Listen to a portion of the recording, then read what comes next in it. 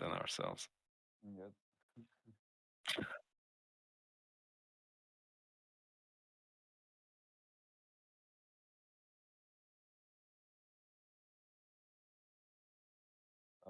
Hey, I'm Dimitri.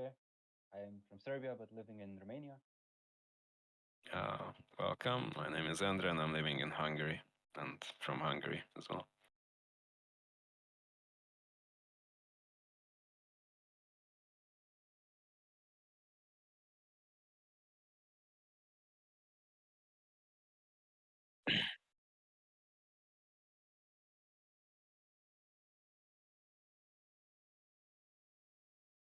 And I, Well, I mean, you can't argue with facts. No, I'm uh, no, I'm joking. I do believe in the equality of the sexes. I personally call myself more of an egalitarian, but I have no problems with feminist movement per se. Mm, no, I do think that there's still some differences between like how women and how men are treated in most societies in the world. So I think there's still some work to be done. Well,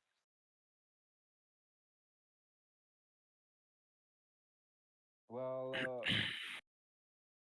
I don't necessarily am a fan of the pay gap, the gender gap, uh, because it's much more complicated than just to say that women make like 77 cents for $1 that a man is doing.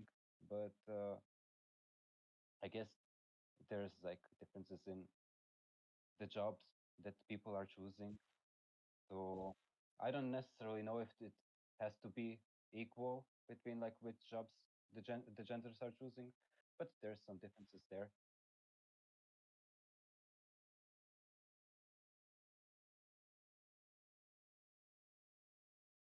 I mean, if we look at Europe, yeah, they're equal. But like, there are Europe is like a minority in the world right now. So of course, the U.S., the Americas, women are. Hmm? What? No, in the U.S. they are. It's the same. Like the U.S. has basically European values or like English values, I guess. But if we go to Islamic countries, the Middle East or North Africa, where Islam is prevalent and the state religion, it's a different story. And I think it's the same in Turkey to some degree. I don't know about.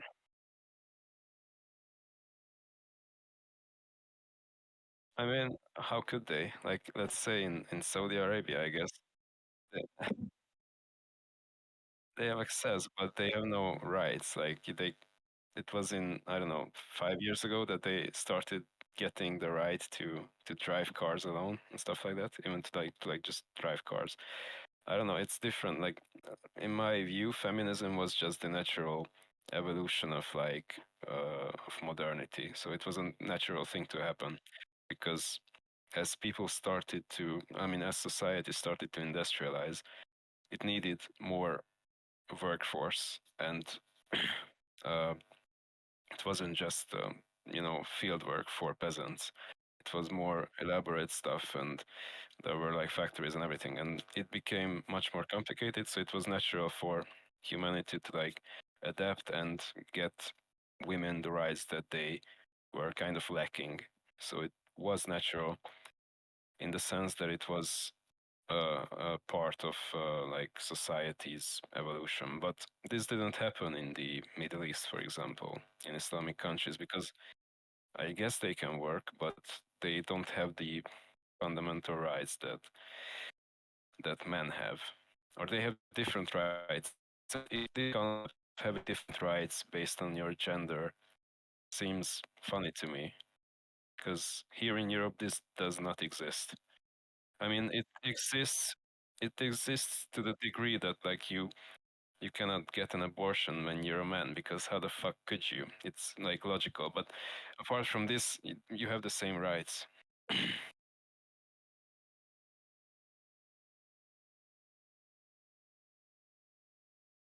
No, it no, it was just an example. Like if you're a man, you cannot have an abortion done on you personally. So just logical stuff where you cannot give birth if you're a biological fits or something like that. Maybe you can if your wife wants to or whatever. But you have the same right. Yeah, just saying like no, like just saying like we have the same rights. Both genders have the exact same rights, and it's not the same everywhere.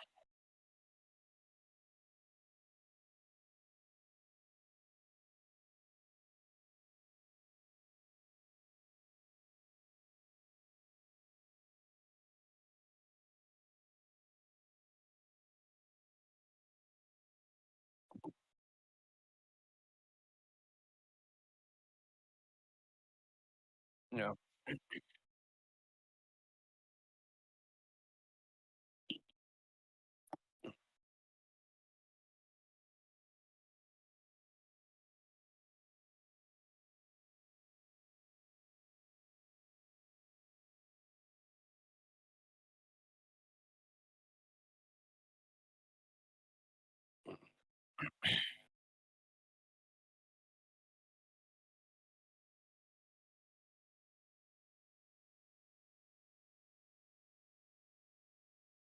Mhm.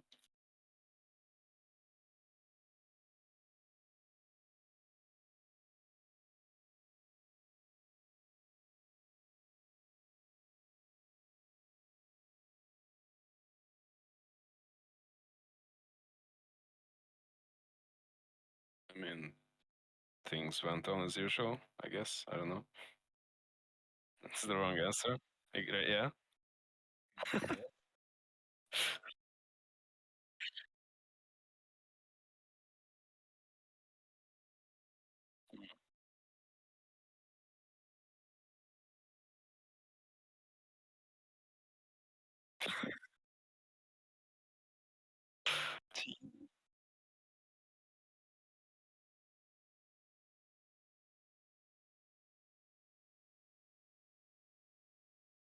Mhm. Mhm.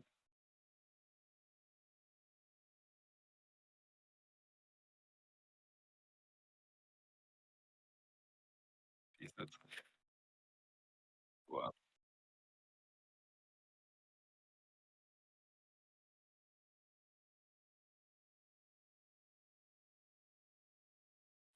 I mean, I think like this, you said like cutting 8 hours in half. This also works because most women, I think, are not doing manual labor. They are doing like intellectual work. So they have to use their minds. Like teaching, for example, is a very good example. In teaching, you cannot teach for more than 6 or 7 hours a day. It's impossible. You're gonna drain your brain very quickly. And I think like some companies and research facilities are starting to notice that if you decrease work hours, you don't have to like fuck around so much. You don't have to think about, okay, I'm gonna have lunch for 40 minutes and then I'm gonna go work 20 and then I'm gonna take a break and stuff like this. You have like 4 hours of work and you can split it in two, have 20 minutes of a break, and then it's all just solid work, like actively working with intellectual work. It's different with manual labor, but I think this effect caused this realization for these companies. Because if it's about Sidelining to in this point, sorry to interrupt, Mhm. but No, isn't this also something that's being tried to being pushed?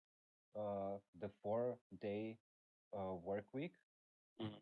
like cutting 1 day off completely and having like a 3 day weekend, because it's all that productivity. So Yeah, and it's I like guess that go ahead.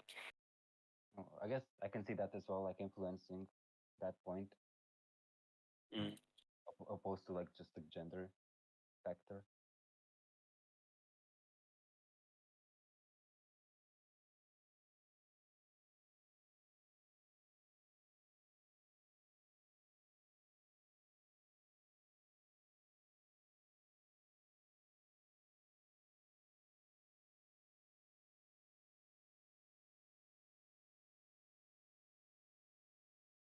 Yeah, but that's generalizing. Like this only happened in like where Iceland.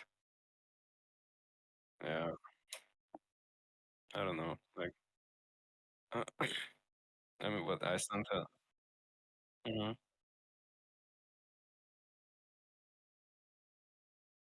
Hmm. I don't know. Like feminism is strongest here in Europe and in the US for some reason, but like they, as I said, they have the exact same rights as men do. Like we can't really change culture by making new laws. Like we can't really, uh, if they want to achieve, like I don't know, let's just say they want to be the breadwinners of the family. It's it doesn't work like that. You cannot put into law that the woman has to be the breadwinner and stuff. It's culture and it's ingrained into people that a man is, yeah, like a man is always gonna be motivated to make money to support their family, and it can happen to the women the same as it can happen to men. But as they start to make children, it's just natural that the women has to do a lot more for their family at home, like taking care of the kids and all that. So it kind of is like not even a cultural thing. It's just how humans work on like the biological level, that they have their different roles, different genders.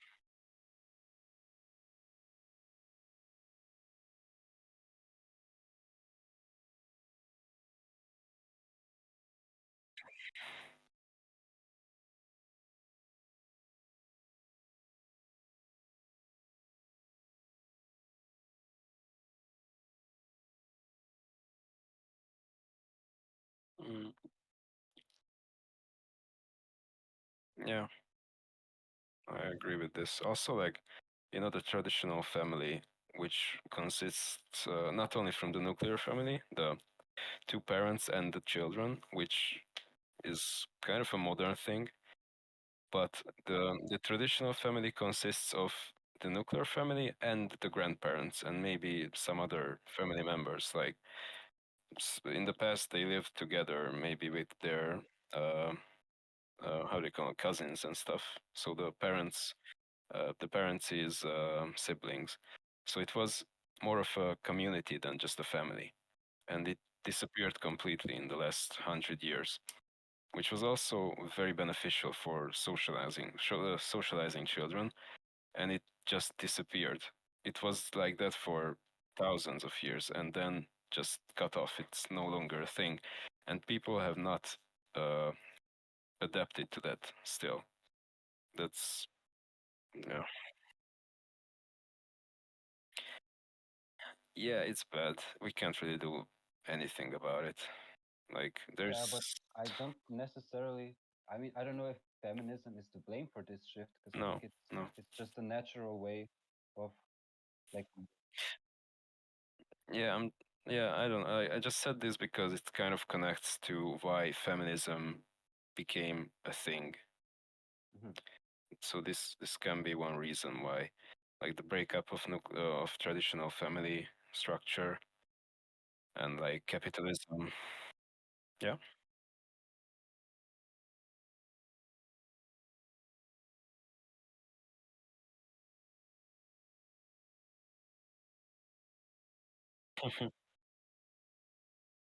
Mm,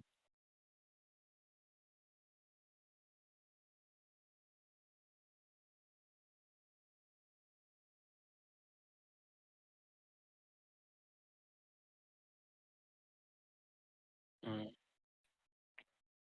Well, I think it's. it's important to have the option to have this life, because even though if it's not like the majority of women that choose to have this type of life, I think it should be like there should be like the possibility for people, because I don't think necessarily everybody is fit to be a parent, for example, and not everybody should be pushed to be a parent just because of their gender.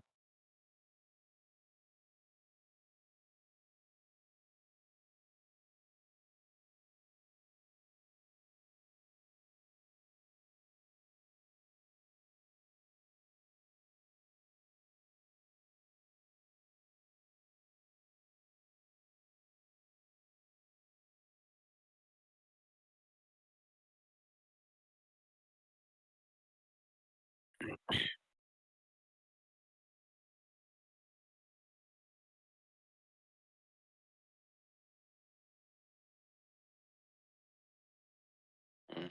Mm, There is a, I don't know, should I call it a conspiracy?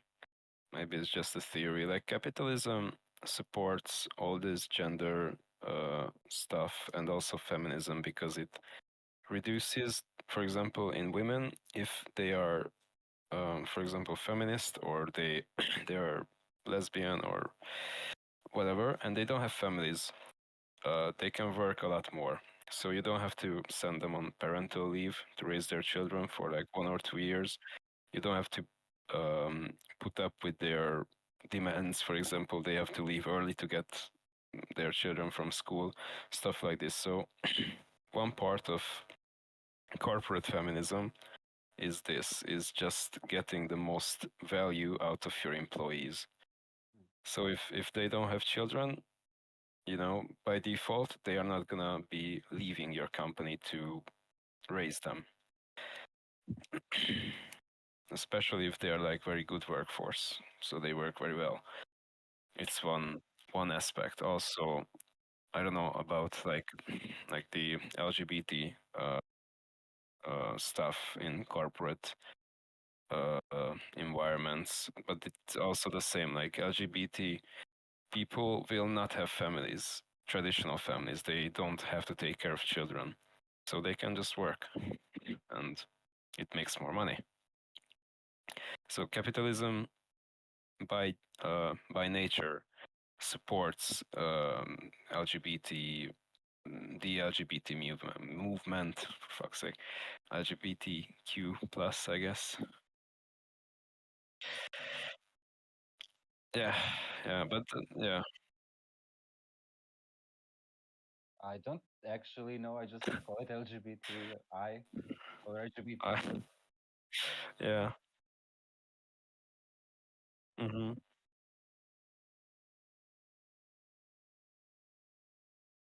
No, I have no idea. Mm, No, but the like I wouldn't follow main that. thing is like capitalistic systems support this idea because it's profit oriented. Like literally, it makes more money. Of course, they're gonna support it.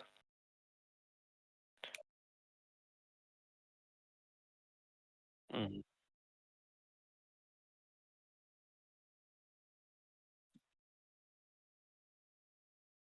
Hmm.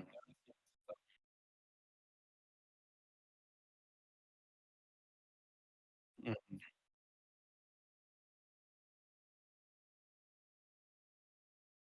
Yeah.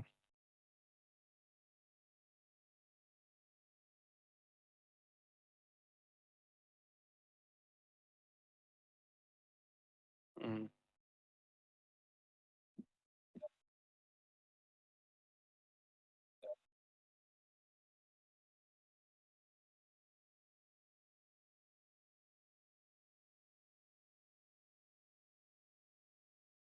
Oh.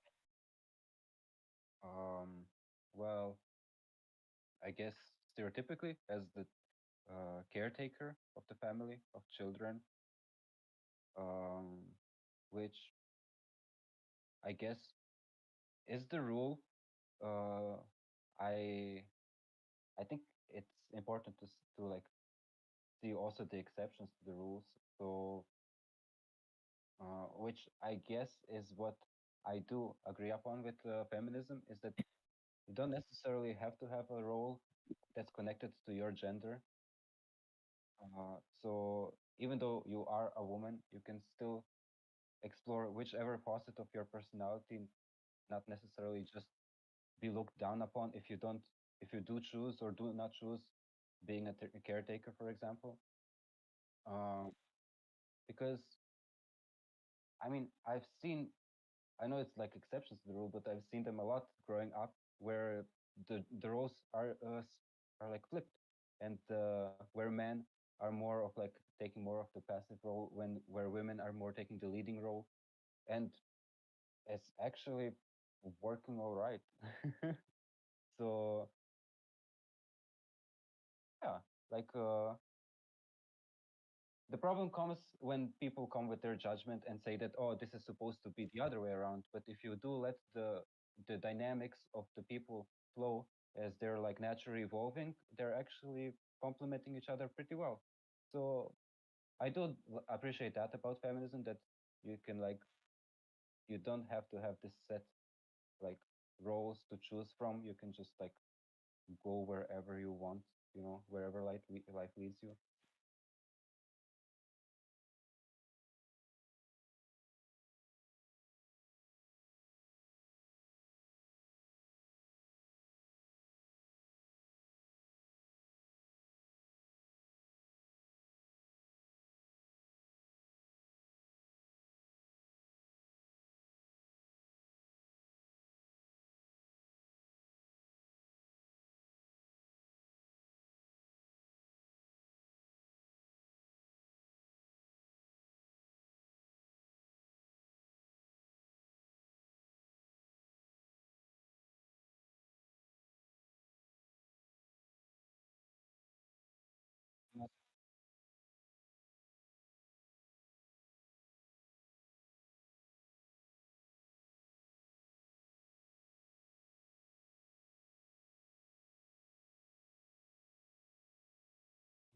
Well, I can see this as a like problematic dynamic, but I would see it either way around. If even like the man would be getting all the money and then saying like, "What do I get back?" Like do this and this and this, and enforces some strict rules.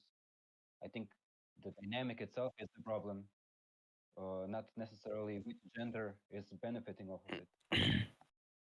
Yeah, I don't think it's feminism in this case. Like this cannot be generalized.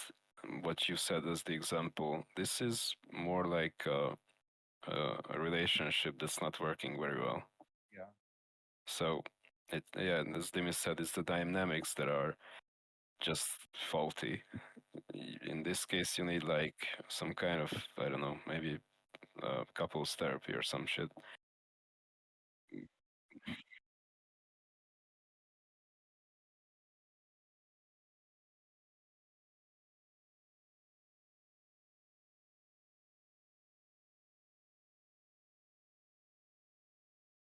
Yeah, but that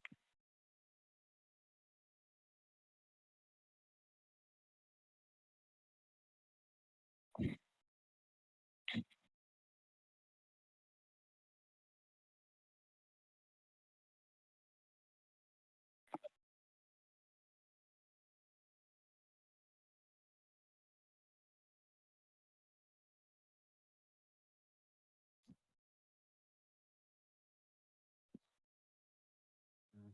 yeah, I think it's more of the problem of modernity. As for example, we have like phones that we change every 1 or 2 years. Maybe I said like too long of a time. So uh this sentiment of how should I say it, like it's easy to abandon things, or it's not in our um mental it's not in our cognition to like fix things. We just change them. Like if our car is not working very well, we just sell it. If our phone is slow, we just dump it and we get a new one. And if our marriage is not working, nah, let's just get a new one instead of trying to fix it by sweating blood, even if we have children. So I don't know how much this connects to feminism. Maybe it has like some effects on this. Uh, but yeah, for sure. But this is more like the consumer society um, syndrome that we have as this modern society, where it's so easy to obtain everything we want that it doesn't matter if it's like broken. We just buy a new one. Mm. I do agree with that. I do see it, that trend, more of like a symptom that's like being manifested in the feminist movement as much as the whole sickness.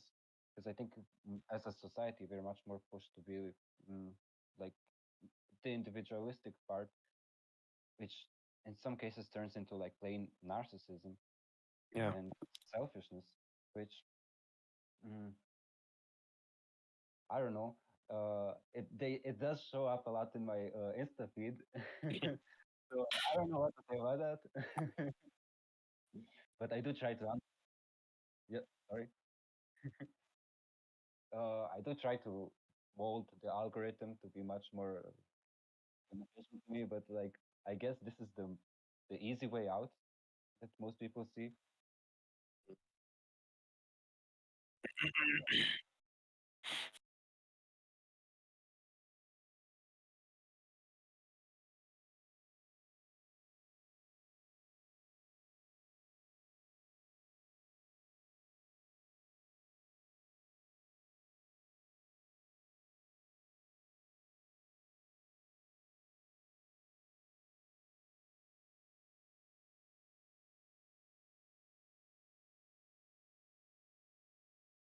Oh, okay. I don't know. Like, in this case, I think it's the lack of like male empowerment. Like, but no, no, no. I re-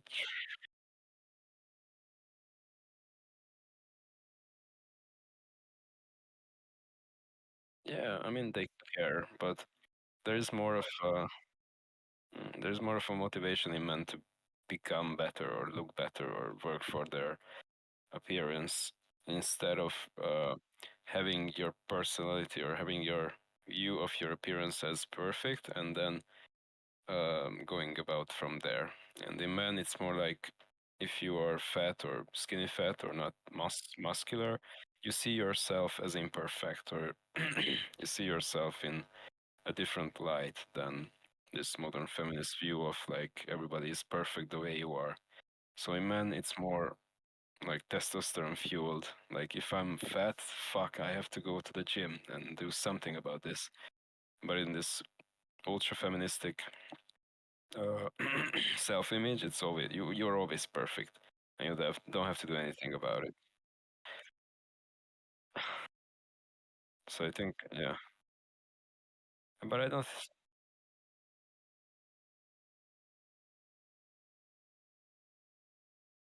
Hmm.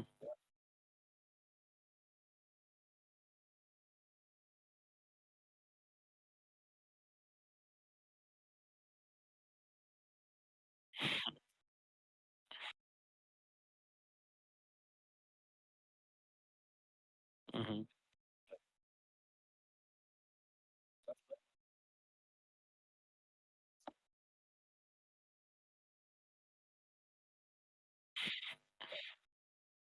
Hmm.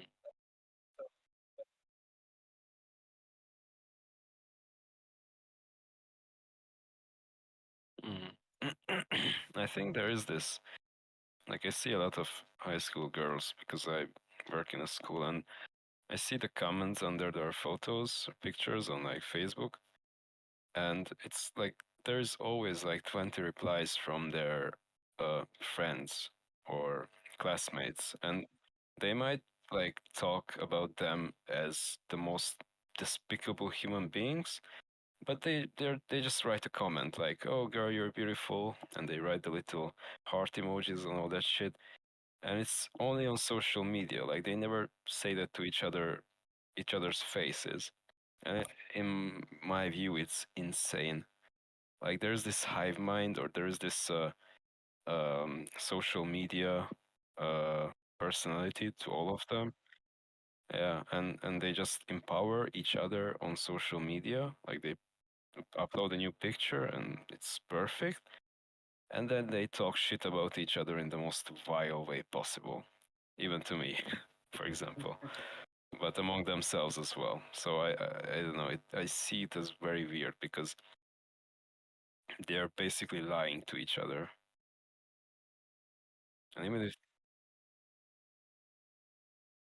Well, mm, honestly, I don't really have much to add to this topic.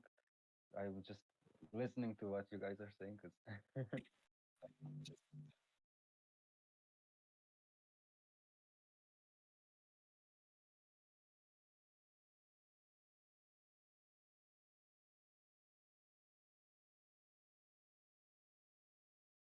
I mean, well, mm, I do see this. I do agree with that. I do see it much more accepted to praise or like to accept women as who they are, but men have to like do the looks maxing. They have to like provide. They have to like have all the security. you need to have a BMW or an Audi.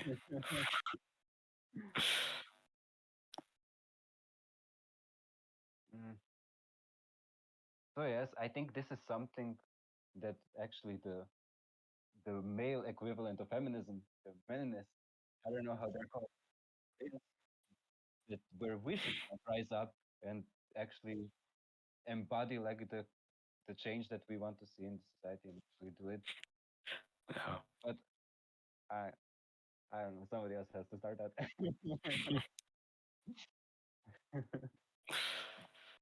Okay. Oh, she she left already. She has an exam next week. Oh, okay. What's the next question?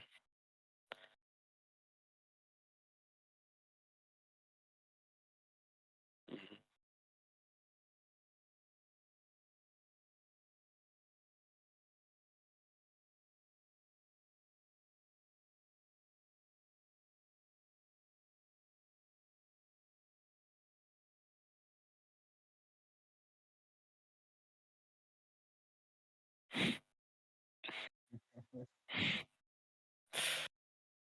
Man,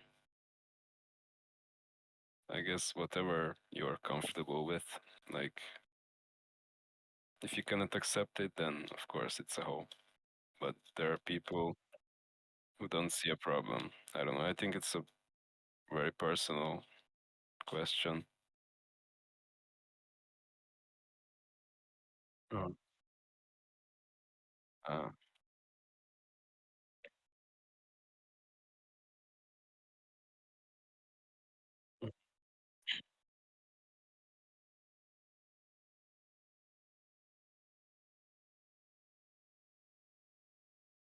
yeah,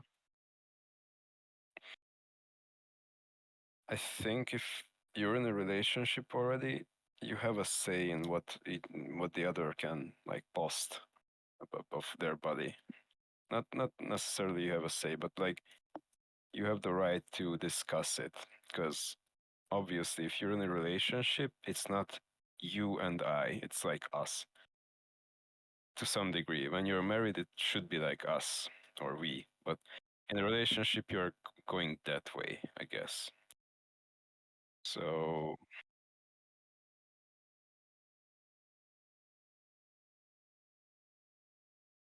mhm,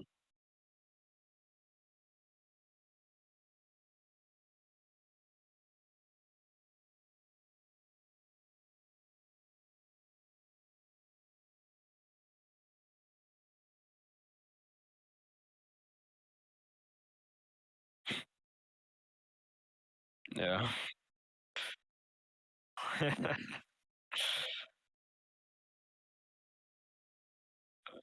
Yeah.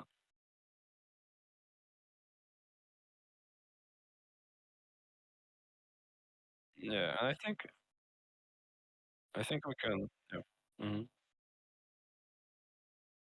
Yeah, I think we can apply this to men as well. Like if you're in a relationship and you're posting like pics in your underwear, even as a man, that's like shameful. Right? Yeah, obviously, but it's a problem on both fronts. Like if Well, I guess as well. I see it as more of a topic to be discussed between the both members of the relationship. But mm, I don't know. I guess the intention is important. I don't really see like why somebody would continue posting.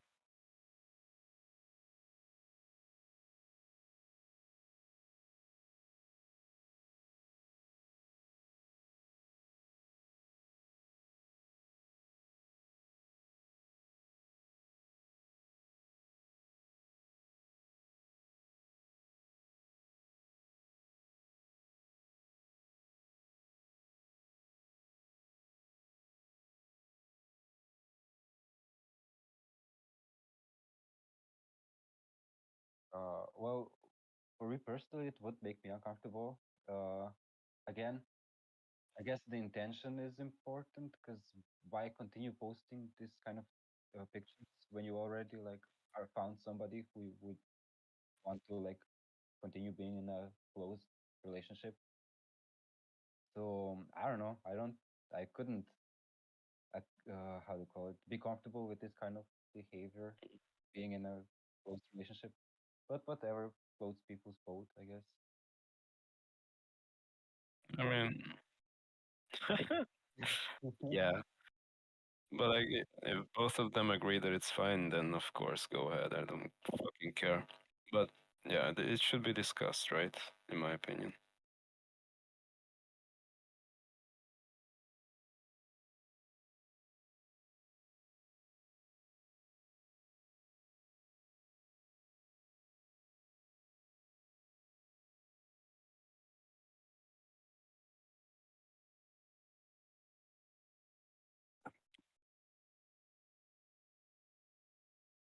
Mm.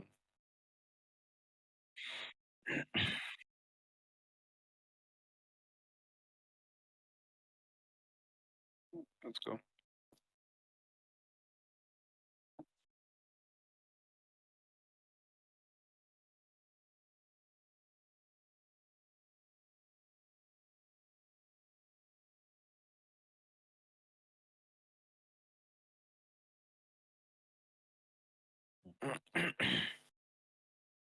Think-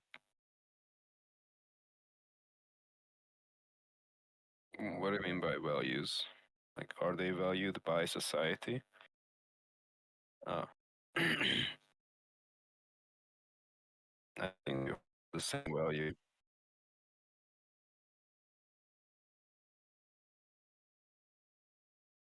Ah, okay. Uh, well, from a societal standpoint, point, uh, I do think that men get more of their value for what they can do, as opposed to how women and children get value just by existing in a way, you know? Um,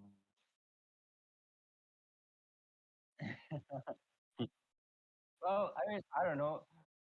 Uh, let's keep it PG, I guess. But it's also like you see it in disasters where children and women are the first to be taken care of, as opposed to the men who have to like stand back and actually, uh, how do you call it? They have to like fight or have to be the last ones who will be like saved in a crisis situation.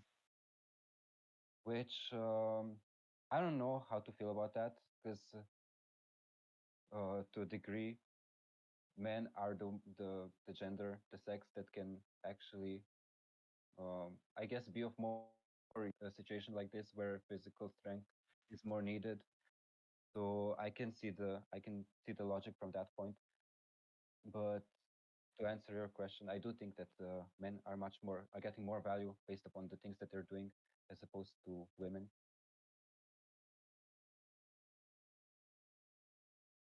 Yes, yes, which I feel like both should be getting value based upon their existence as a human being.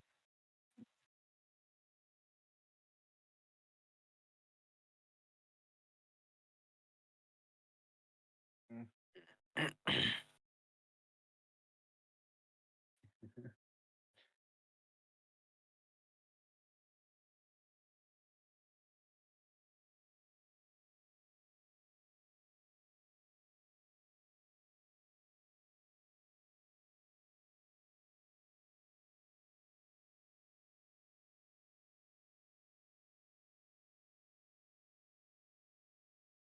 Yeah, there was a nice quote about like men are being valued upon the worth is this defined about the value that they gain and create, as opposed to women are being much more seen as having value, and their worth is much more represented on the value that they keep with time passing, as opposed to men who have to gain their value. So yeah. I'm like thinking, like I want to theorize a bit. Like if we look at lions, there are like lion. How do you call a group of lions? Pride of lions. It's always one or two males and a bunch of females. And it's weird to me that humans don't work like that. Like uh, rationally speaking, it would be easier for humans to have like one alpha male that reproduces with a lot of females than to just yeah. I know, I'm aware. Yeah, and to some degree it works, but like also in the Bible, in the Old Testament, there it was like a custom to have multiple wives, I believe. Like the archaic or antiquity Jews did this to some degree, in like I don't know, um, before writing was a thing. So in the very old times, but it kind of disappeared from most of humanity, and I don't know how to explain it. Like maybe it came as the side effect of consciousness of people being able to feel different emotions and being able to express them. So maybe language is also a part to this. I don't know. Like I'm just saying that it's weird that humans don't work like that anymore. So why do we live in pairs instead of living in groups with like one alpha male uh, being with multiple females at once? I don't know. What? Mhm. But like this, I don't know. I don't think it's a very modern thing. Like there's like polygamy and there's monogamy, and I don't think most of humanity practiced polygamy ever. It was just these Semitic groups like Jews and Arabs, and no others. Like even Vikings had like only one wife, as far as I know. They had, the yeah, they had like concubines, like basically whores that they used for sex, but they had no rights. They were slaves. So it's weird. Also in Rome, yeah,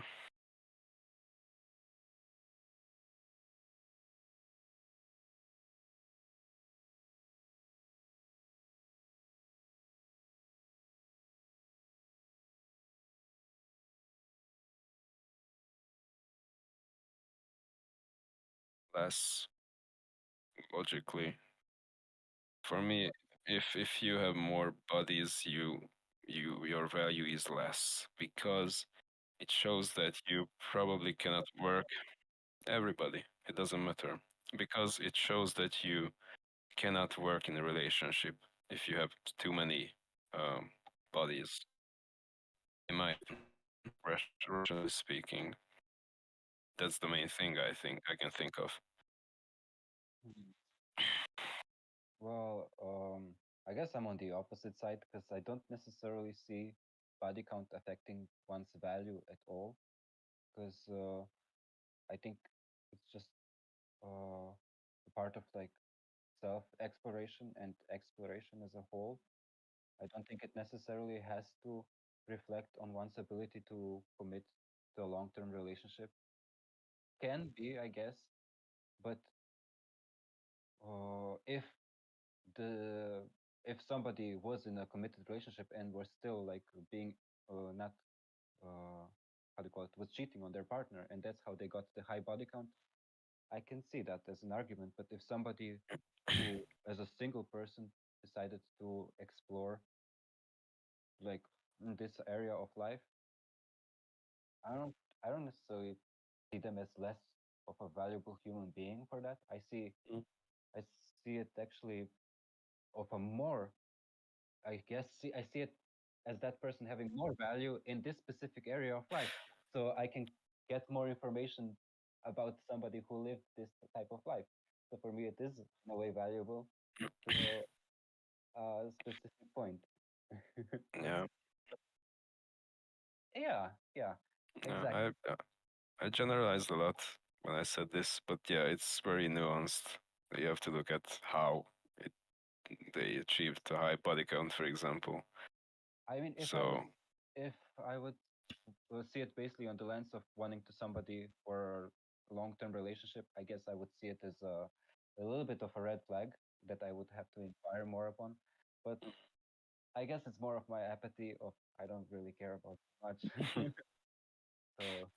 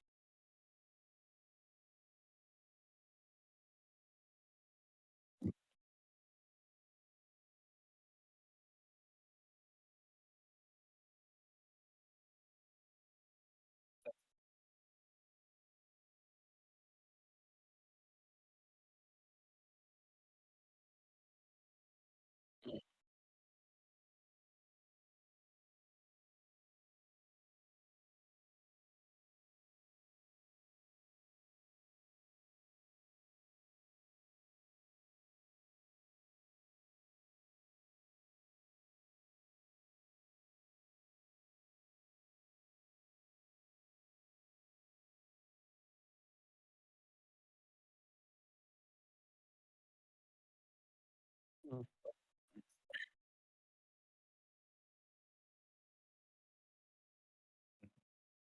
I don't know.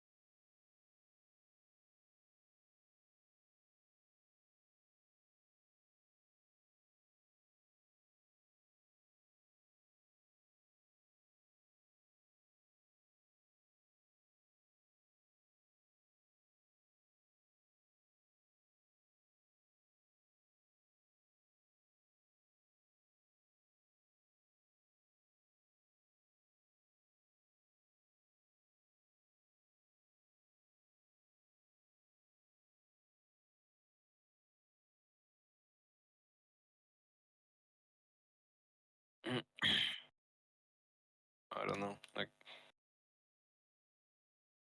for me, it doesn't really matter. Like if you have a absurd amount of bodies, like let's say over 30, I guess.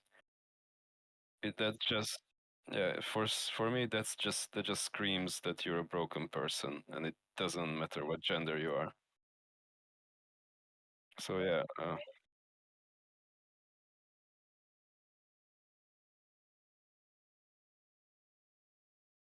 mm,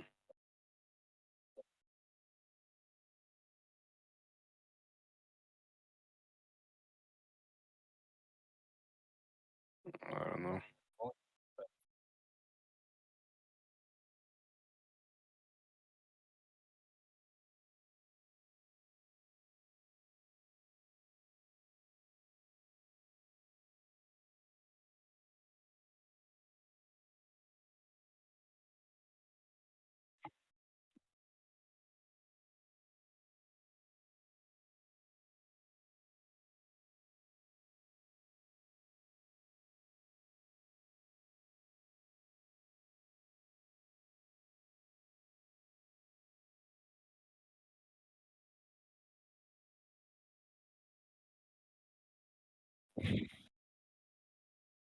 I don't know. Like, I think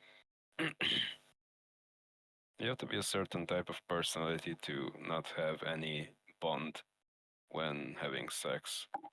Like, I wouldn't say it's based on gender, but personality. You can have uh, both genders doing like, or being promiscuous and not really having any uh, like emotionality in it. They're just doing it for the pleasure of sex, not for emotions. I wouldn't say it's really about gender. I would say it's about upbringing and values and like your And personality and how you live that experience. and I guess your relationship to other people, because in a way, if you have such a high body count, I guess you more see people as object or as a means to an end to satisfy your desires, as opposed to a complete human being with the complexities of a human being, where you wouldn't necessarily just get into that risk that easily. But again, for me, this conversation just highlighted how sick of a society we live in. Yeah, Not and necessarily because of its genders, but society as a whole. yeah, and I want to go back to like the other point I made about society abandoning things instead of fixing them, or like throwing out things instead of fixing them. This is kind of the same symptom of society. Like, if you have a high body count, you start to think about why did you never, try working it out, or what was wrong with the relationship, for example, and it kind of signals that you throw it away. Hmm.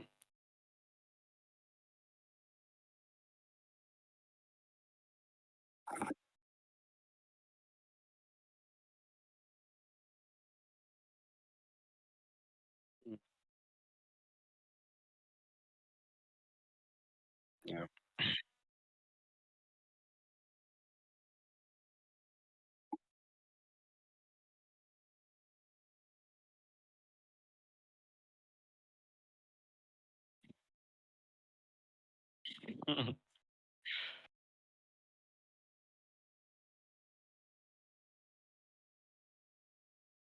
Oh, not to me.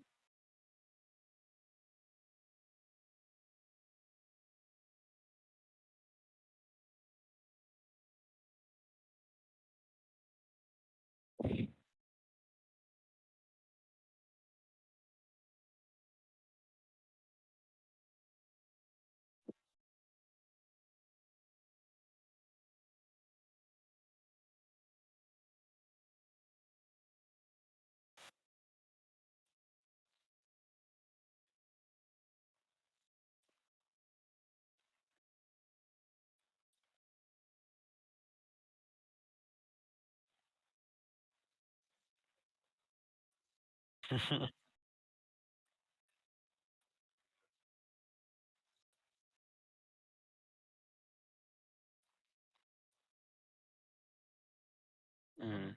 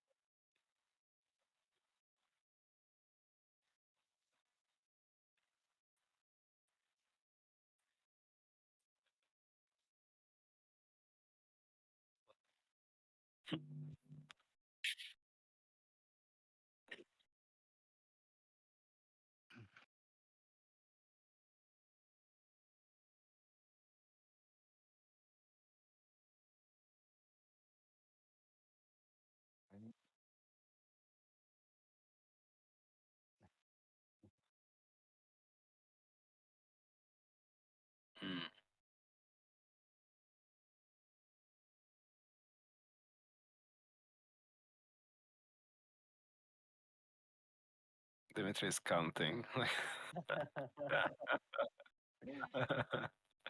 I don't know. Like, biologically speaking, there are three, but like this new type, that these new types are not biological in the sense that they don't represent your reproductive organs. It's more biological, as in the functioning of the brain.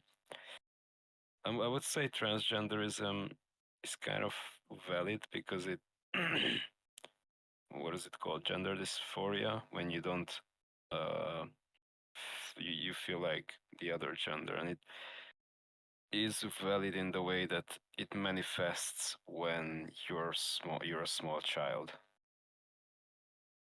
So I don't know, it's I wouldn't call it a mental condition. It's more like, I don't know what to call it. It's but it is sort of natural, and it cannot just be fixed. So I don't know. That's why I see it as something valid that you can just outlaw or ban, because it happens, and it happens without us knowing really why. So it's kind of a natural process as far as I know. But fucking gender fluidity, I don't know. It seems like a mental illness, to be honest. Like, how the fuck do you change your genders every 2 days? That's just bipolarity at that point. Yeah, I don't know. It's weird. Well, I don't know how necessarily to approach this answer because to me, like gender is I see it as like the cultural viewpoint or like the attributes from the culture, you know, that the culture assigns to biological sex. So from that standpoint, I guess I can see gender like fluidity as a thing. If like, oh, now I feel like more like expressing characteristics that are culturally seen as feminine, you know, and tomorrow I feel like doing things that are more masculine, you know. So I guess I can see gender fluidity in that, but I don't know if it's necessarily important to have like a distinct gender identity tied to this. So I don't know.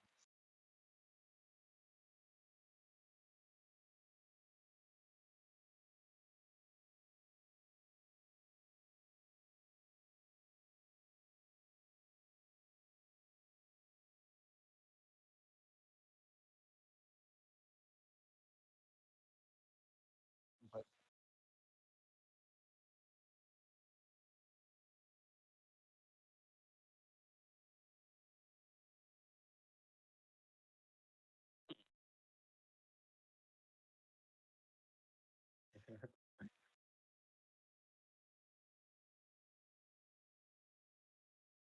I don't know. Like, I can add to this that it's probably pretty hard to study these gender identities because what?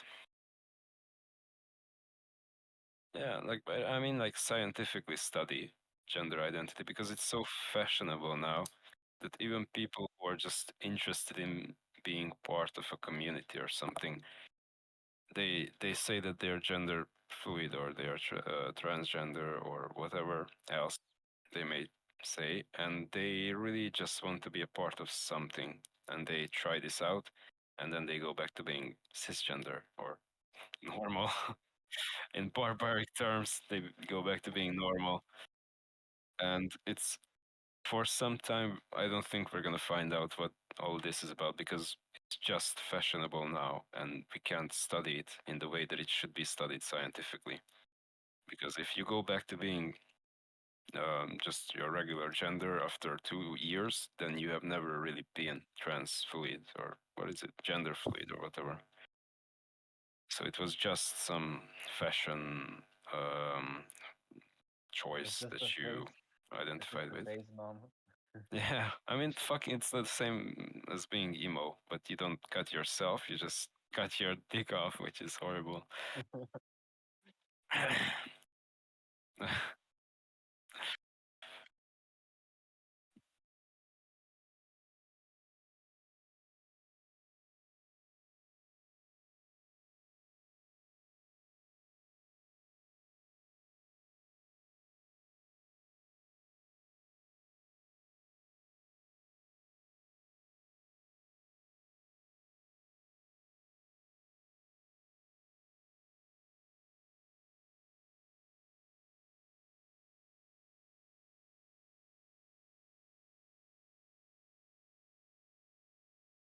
No refunds. I love this.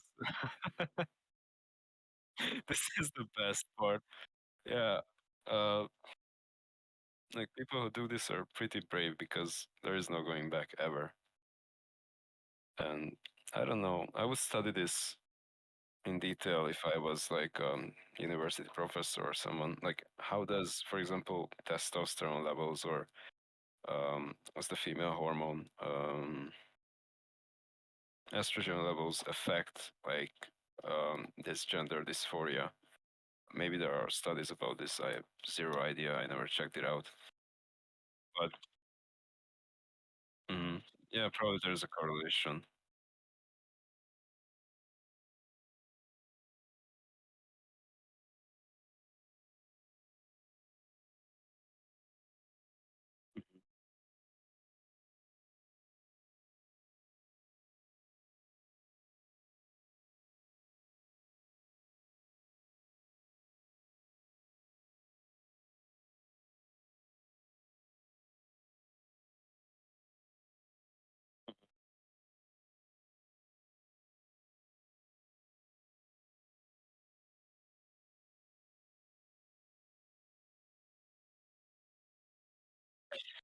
Yeah.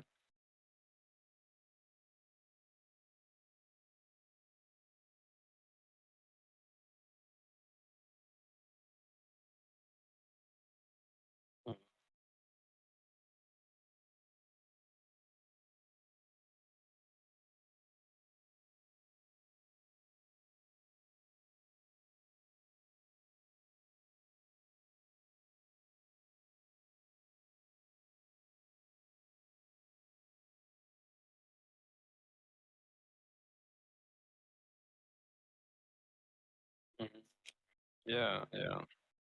There's a societal effect as well because uh, if let's just say that some person feels that they are unsure about their gender, and I think the first thing that doctors do is not checking their hormone levels. Like as I never heard about like hormone therapy applied to people who are not sure about their gender or their gender identity or whatever. So I think as if society doesn't classify, for example, gender dysphoria as an illness or a syndrome, then there's gonna be no need for a cure, for example, testosterone or hormone therapy, which is yeah, it's a matter of like societal. It's a it's on the social level, whether we see it as a disease or a syndrome, whether or we just see it as something normal that should be supported by, accepting it. I don't know. I would do research on this if I was a specialist, but it would be insanely controversial these times. Like nobody would support it because it's just not the time for it. But Like literally. we need to get rich to fund our own research. Yeah. Like it's weird again because like homosexuality was classified as a mental illness until like 15 years ago, something like that. When DSM-4 was canned basically and DSM-5 came out, which is like the diagnostics and statistics manual for diagnosing psychiatric illnesses or mental illnesses. And in the DSM-4, it was a disease or a mental illness. Homosexuality in DSM-5, it was not. And it was wholly because society uh, accepted homosexuality. So, Well, I I mean, mean, accepted it as something that's not an illness. And many things are like this. You always have to look at cultural backgrounds when you're diagnosing people with any kind of mental illness because you cannot really diagnose a shaman in a shamanistic society as being schizophrenic because they see ghosts. Okay, that's their job. That's how they earn their living. So this is one example of mental illnesses being just uh, abnormalities in society's view.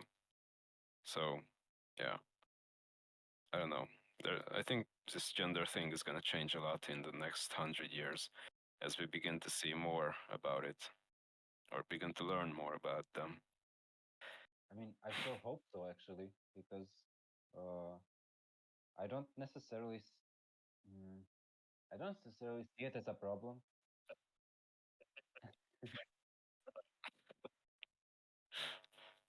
Um, I think the problem comes more from like society as a whole being uneducated and having to have their opinions put upon all topics, because again, it's not just necessarily as homophobia.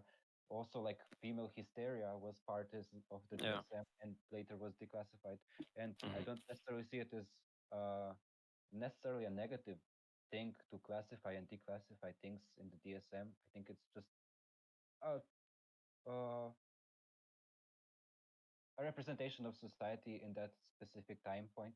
Yeah, And exactly. I think that even transgenderism, it was classified. I don't know if it's necessarily now in DSM-5. It's still if gender dysphoria is still part of it. I'm not sure. Let me check actually. But Mm, go ahead, but continue.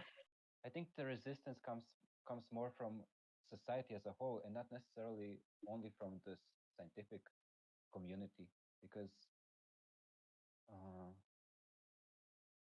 it's just topics that are being brought to light more. I see people like saying like, "Oh, it didn't really. It's just a new thing that's been invented, but it's actually a thing that's been there for the whole of humanity. But it just is getting like a spotlight put upon right now."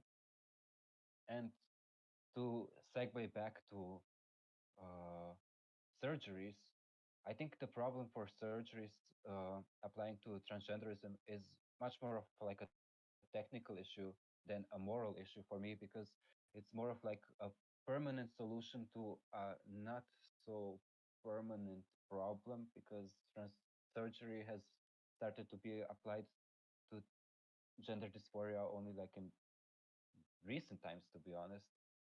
I don't know when the first sex reassignment surgery was being performed, but I don't see it as necessarily uh, a necessity to have surgery to prove your transgenderism. You know, Mm.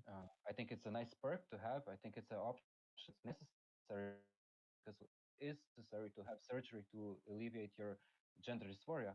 But I don't think it should be seen as a cookie cutter solution for everybody, because there's been documented cases of people who did not have, or they thought to have, gender dysphoria before having surgeries, but after actually going through surgeries, they started to manifest symptoms much more uh, resembling gender dysphoria than the symptoms that they had before surgery. Hmm. So gender dysphoria, I see it as a true thing, but it's necessarily like uh, the nature of the condition itself. I don't think we know as much as to plaster it on anybody who's questioning their gender, especially from a LGBT. I'm going on a rant right now. I'm so sorry. But uh, I'm so passionate about this shit. But especially as part of the LGBT community, even being gay, there is an element to questioning like your gender expression, even though being gay is much more connected to your sexuality as opposed to your gender.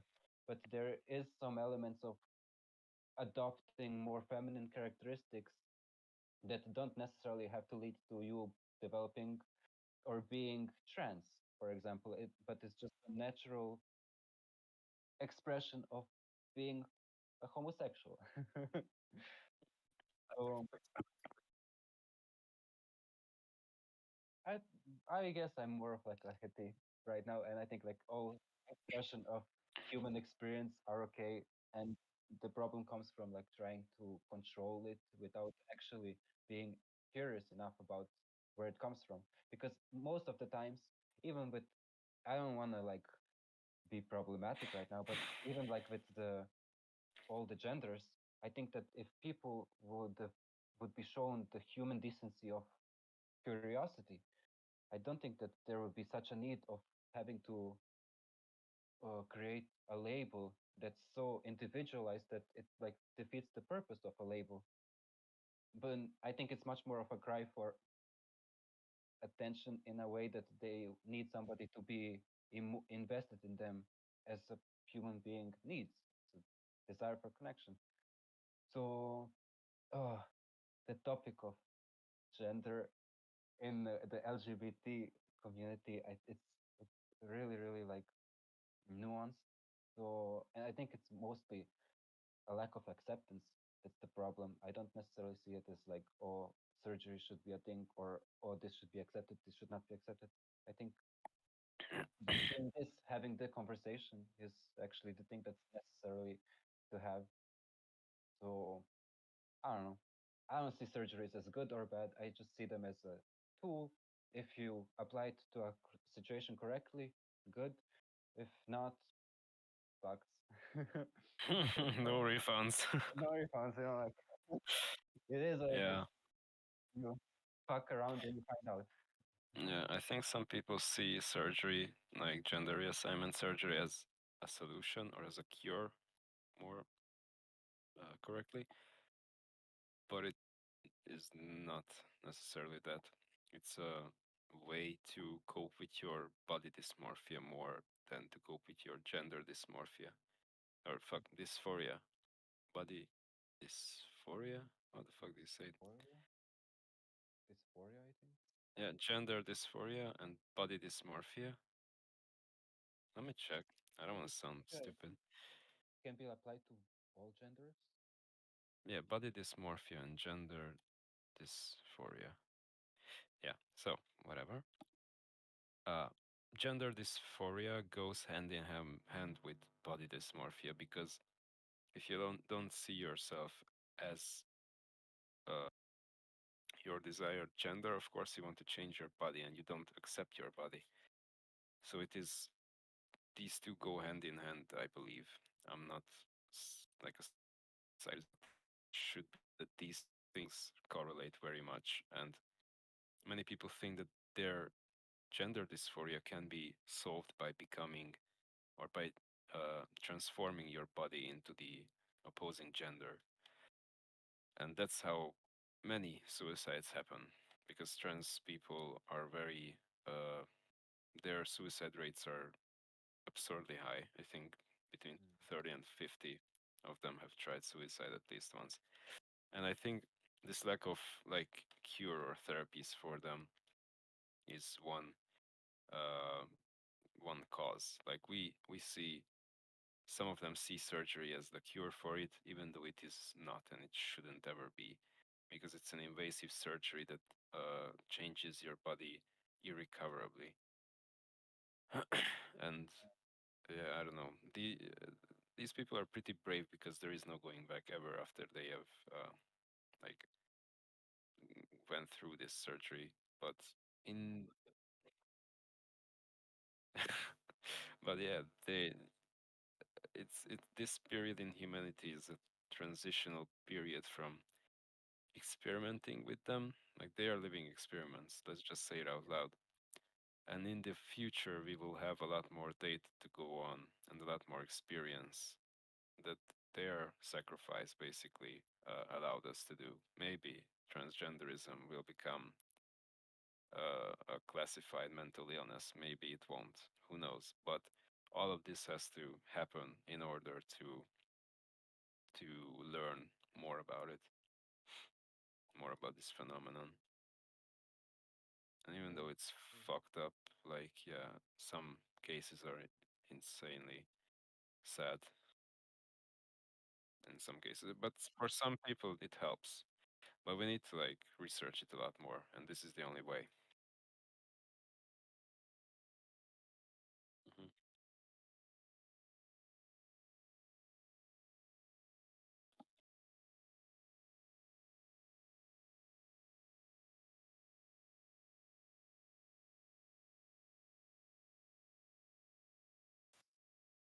woman that medically transitioned to Yeah. appear like a male Hmm. through synthetic hormones and surgery. I will never be a man. Nobody would help me, including the doctor that did this to me because I lost my insurance. I get infections every 3 to 4 months. I'm probably not going to live very long. We have 5 children's hospitals in the United States telling girls that they can be boys at $70,000 a pop in a surgery that has a 67% complication rate. That will kill me from infection that I can't sue on. We're butchering a generation of children because nobody's willing to talk about anything. I have 3 kids at the age that they're doing this to kids. I'm not transphobic. I love my kids, and I love other people's kids, and you should too. I'm a biological woman. Yeah.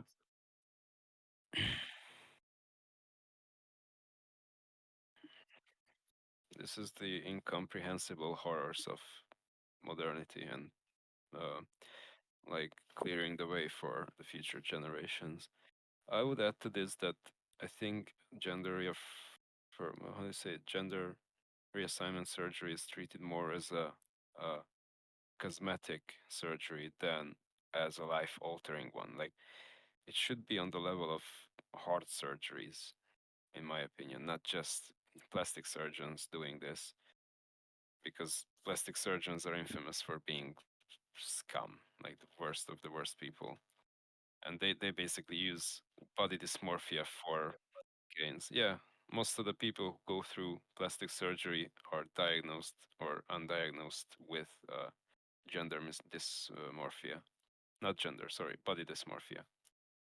And it's a lucrative business, but it's built on basically mentally ill people or the exploitation of them. And this just complicates everything because gender dysphoria entered the chat and they are being treated as, cosmetic surgeries to basically neuter them, or what's the word for, yeah, neuter them. It's insane, in my opinion. It's absolutely insane and the worst mistake of human society since the Second World War.